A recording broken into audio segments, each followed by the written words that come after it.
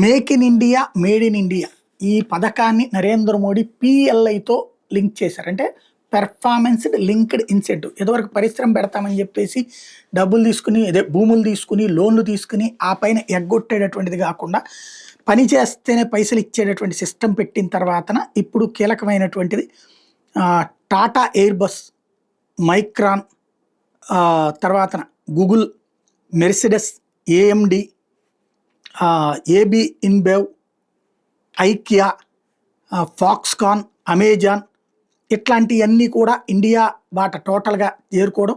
Biggest beneficiary of global relocation కౌంట్లో, అంటే ఇప్పుడు చైనాలో జరుగుతున్న పరిణామాల నేపథ్యంలో ఇండియాకి రావడానికి అనమాట. ఇవన్నీ లెక్కేసుకుంటే ఇండియా 28 సాధించిందంట, వియత్నాం 23 సాధించిందంట, మెక్సికో 19 సాధించిందంట. ఇది